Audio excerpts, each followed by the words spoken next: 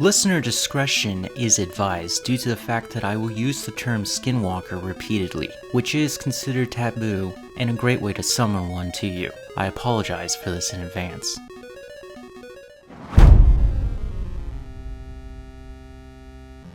In the deserts of the southwestern United States, there is a myth passed down from generation to generation amongst the Native Americans who called this land home. One that tells of a shape-shifting witch who craves human flesh, known as a skinwalker. The poor rotten soul of a person once human, now contorted into a monstrous cannibal, lurking in the night waiting for the next individual to prey upon. This is what I've been able to gather from my research on this popular cryptid. There is a tribe of indigenous people in the southwestern United States of North America known as the Navajo, or the Dine. They arrived in these lands in early 1400s. Originally, they were hunter-gatherers before adapting trades of wool, meat, and grains, along with cultural ideas borrowed from an already present tribe known as the Pueblo. They get their name from being known for their unique architecture, which is widely practiced in America and Mexico today.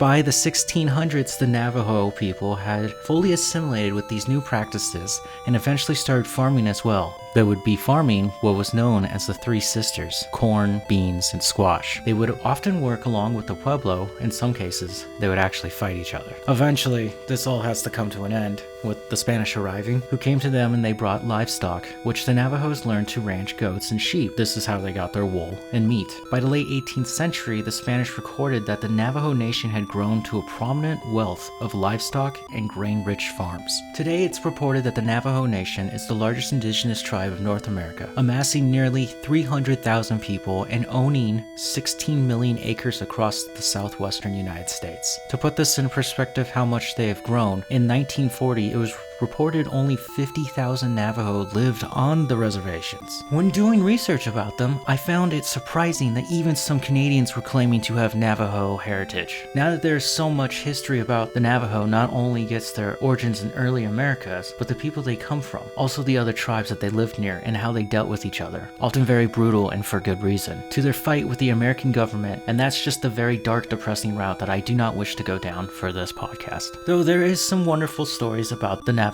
out there, and how they helped the Allies during World War II, known as the Wind Talkers. If you don't know about them, check it out. It's a very awesome story, and a great way to confuse the Germans. Like all cultures throughout the world, each one comes with its own beliefs, culturalism, and folklore.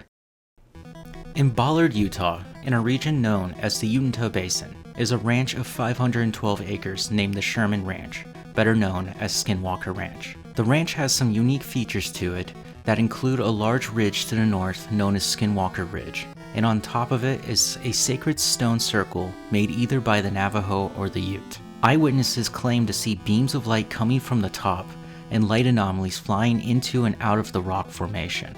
Also on the ranch is a small patch of land where the trails converge, forming an intersection shaped like a triangle. This is where most of the activity is believed to have something to do with the space above and the ground below, causing irregular malfunctions in mechanical and scientific technologies. And the last place of interest is Homestead 2, where several old and dilapidated housing structures remain from former owners. This is considered haunted by ghosts and monsters, and the place where an interdimensional evil is said to have entered into our reality. The land to the ranch originally belonged to the Ute, another indigenous tribe in the region who worked out a peace treaty with the Navajos until it was broken in 1789. This caused the Ute and the US troops to join forces to rid the land of the Navajo people. The Navajo, angered by this persecution, placed a curse on the Utes and the land known as the Skinwalker Curse in 1860. Eventually, the fight comes to an end with the US pushing the Navajo and the Ute peoples off into the outer ridges of the basin, making it free land to be auctioned off to new settlers.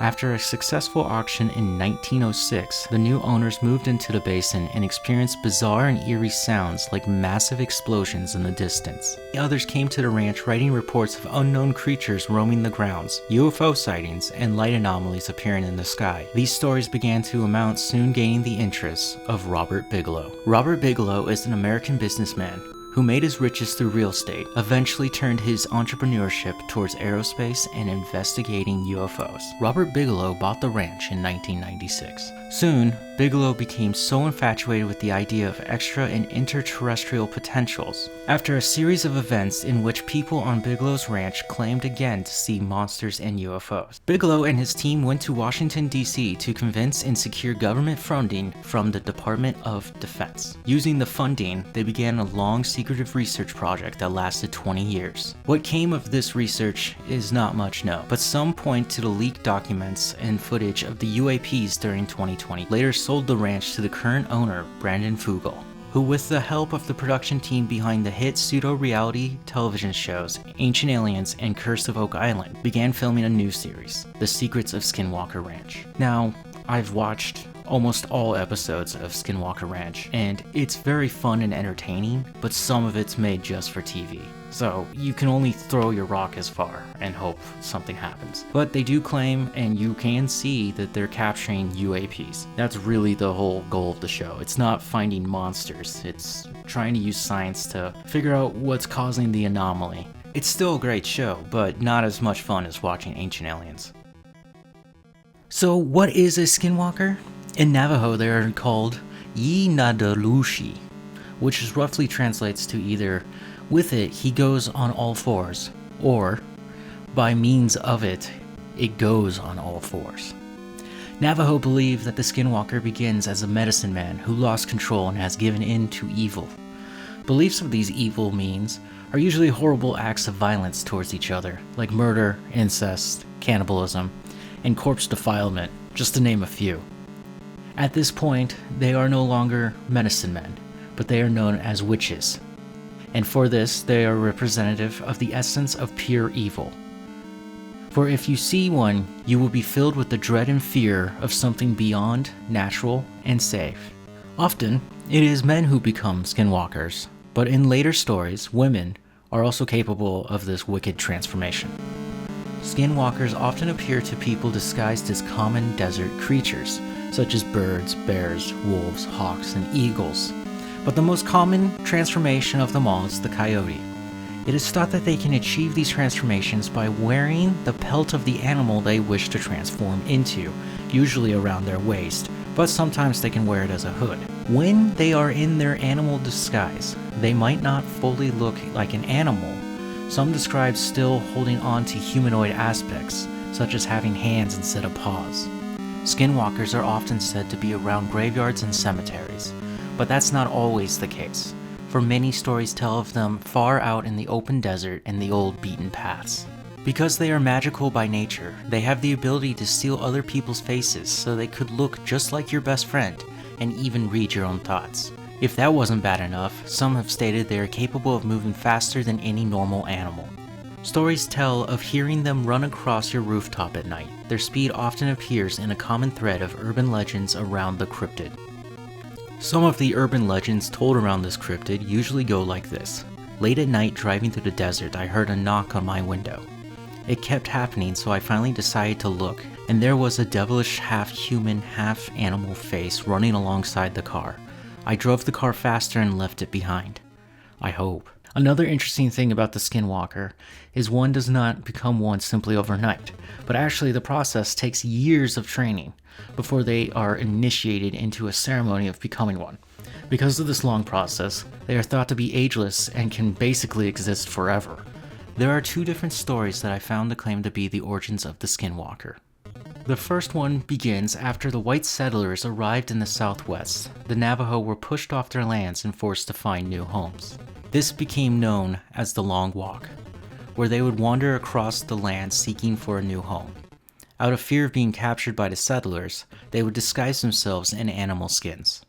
The second story talks about a time of hard economic needs in the villages, in which the poorer residents would dress in animal skins and go door to door to the richer homes, where they would be given gifts, or the gifts would be left at the door. If there were no gifts, they would cause problems. Eventually, this was forgotten over time and the gifts simply were never placed outside, and now the skinwalkers are left angered.